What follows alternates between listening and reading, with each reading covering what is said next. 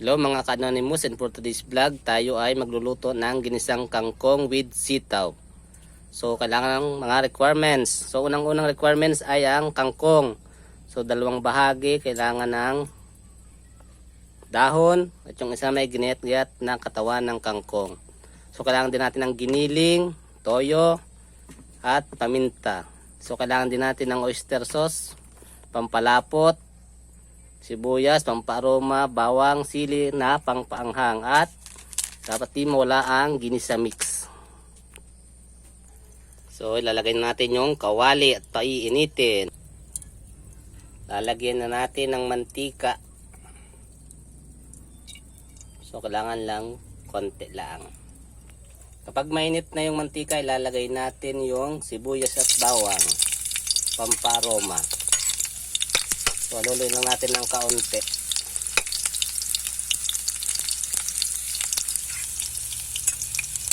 Tapos, gisahin na rin natin yung sili. Kapag medyo mapula na ang mga sangkap, ilagay na rin natin yung giniling na karne. Haluin lang natin ng mamuyag-muyag.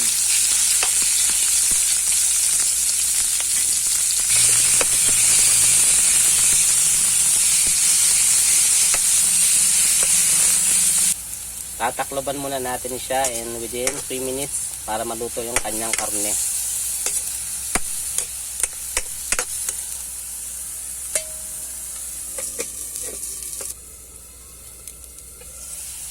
Pag luto na yung karne, ihulog na natin yung kangkong.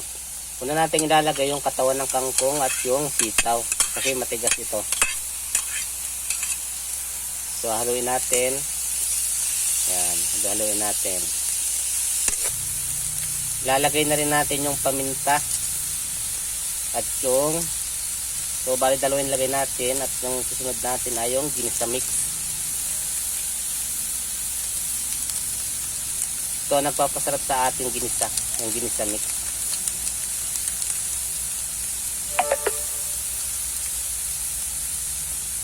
Halu-haluin lang natin ng kaunti para magpantay ang kanyang lasa. So lagyan natin siya ng kaunting tubig para lumambot yung kanyang gulay. Pakuluin natin siya ng kaunti, mga ilang minuto. So takloban muna natin. Go. So ang susunod nating lalagay ay oyster sauce. So dapat ito ang hindi makakalimutang ilagay kasi ito yung magpapasarap sa ating ginisa, para lumapot yung ating ginisang gulay. So dalawang lalagay natin para mas masarap. So pagkatapos may lagay, haluin natin. Haluin lang natin na magpantay ang lasa.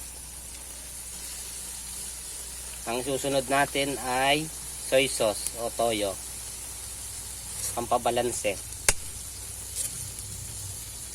Lagyan lang natin ng toyo ng may katamtaman. Okay na. Kapag malambot na yung mga karne at yung mga katawan ng kangkong, lagay na natin yung dahon. So pinanghuli natin siya kasi malambot naman siya. Yan, sa wakas natapos din yung ating ginisang kangkong na may sitaw. So ganito ang magiging itsura niya. So gagawin natin, titikman natin.